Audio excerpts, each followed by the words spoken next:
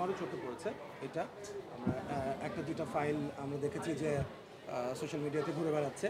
দেখেন, আপনার সারা পৃথিবীতে যত বড় বড় সিনেমা হয়েছে, ব্লকবাস্টার সিনেমা, ধরেন একটা এক্সাম্পল দিই, আপনি যদি ওপেনহাইমারের কথা বলেন, পরের দিনই ওপেনহাইমার পাওয়া গেছে। আবার আপনি যদি পুষ্পা 2 এর কথা বলেন, 5th ডেতেই পুষ্পা 2 পাওয়া গেছে। পুষ্পা 2 কিন্তু 1000 কোটি টাকা ব্যবসা করেছে। সো দেখেন, আমাদের সবসময়ই একটা বিষয় থাকে যে এটা তো আসলে আমাদের আমরা যখন সিনেমা নিয়ে কাজ করি, এটার ভেতর দিয়ে আমাদের সবসময় যেতে হয়।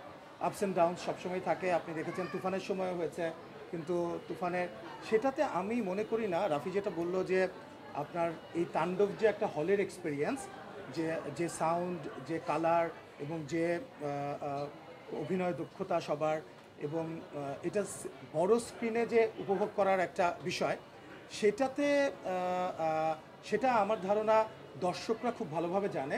একটা সময় তো সিনেমাটা ওটিটিতে আসবে, তাই বলে কিন্তু দর্শক সিনেমা হলে আসবে না তা কিন্তু না।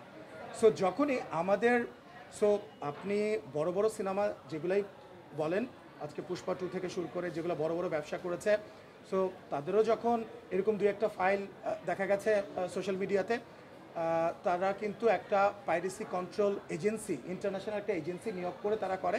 ওই একই এজেন্সি আমরা নিয়োগ করে প্রথম থেকেই আমরা নিয়োগ করেছি, কারণ আমরা জানি যে এই ধরনের ঘটনা ঘটতেই পারে।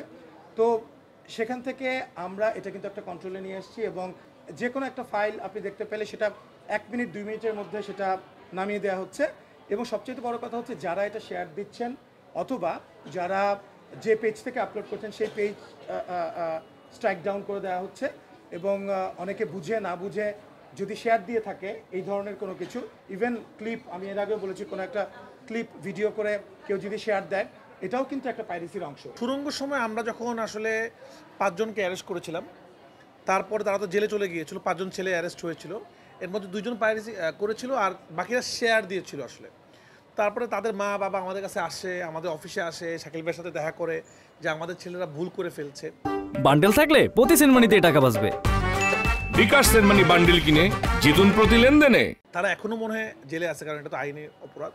অনেকে বুঝে না বুঝে বিভিন্ন রকমের সিনেমার ক্লিপ, বিভিন্ন লিঙ্ক শেয়ার দেন। আমি অনেক সাধারণ দর্শকদেরকে বলছি বা ইয়াং ছেলেদেরকে বলছি, তারা হয়তো বুঝতে পারেন না, এটা ফান মনে করেন, আমার কাছে একটা জিনিস আছে, যে কোনো সিনেমার হতে পারে আসলে। যখন এটা আইনি পদক্ষেপ যখন নেওয়া হবে, তখন কিন্তু যে মানুষটা এটা শেয়ার দিয়েছেন সেও কিন্তু এটা আয়ত্তে পড়বেন। তখন কিন্তু এটা বলার সুযোগ নাই যে আমি তো এমনিই জাস্ট মানুষকে দেখাইছি, এটাও একটা অপরাধ।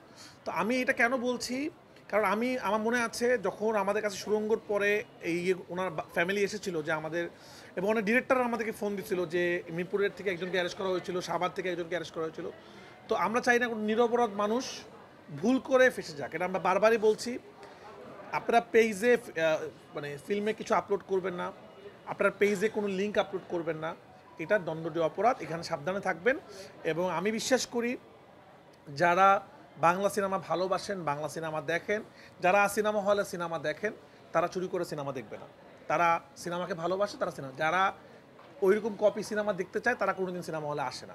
রাফিজ কারেক্ট যে এই সিনেমাটা বারবার রাফিও বলছে, আমরাও বলতে চাই দর্শককে, এবং দর্শকও জানে যে এভাবে উপচে পড়া ভিড় এবং একটা টিকিটও পাওয়া যাচ্ছে না, আগামী 2-3 দিনের টিকিটও নাই, তার মানে তো দর্শক এই হল এক্সপিরিয়েন্সটা চায়। আর আরেকটা জিনিস, এটা খুব সহজভাবে নেওয়ার কিছু নাই, যে কোনো একটা ক্লিপ ভিডিও করে অথবা কোনো একটা লিঙ্ক শেয়ার করে, এটা কিন্তু আমি এর আগেও বলেছি, এটা কঠোর পদক্ষেপ নেওয়া হবে। আমরা যে শুধু মুখে কথা বলার জন্য বলি না, এটা আমরা সুরঙ্গের সময় প্রমাণ করেছি। এবার 5 জন না 10 জন 20 জন অ্যারেস্টেড হবে যদি প্রয়োজন হয়। আমরা খুব সহজভাবে নিচ্ছি না এটাকে, এটা অলরেডি তদন্ত শুরু হয়ে গেছে, এবং এটা আমরা এবং আমাদের প্রয়োজন ছিল প্রথমে এটাকে কন্ট্রোল করা, এবং এটা আন্ডার কন্ট্রোল, এবং এটা নিয়ে আমরা খুব একটা চিন্তিত না। কিন্তু আমি চিন্তিত তাদের জন্য যারা এই কাজটা ভুলে করেছেন বা করবেন ভবিষ্যতে। আমরা কিন্তু এক বিন্দুও ছাড় দিব না।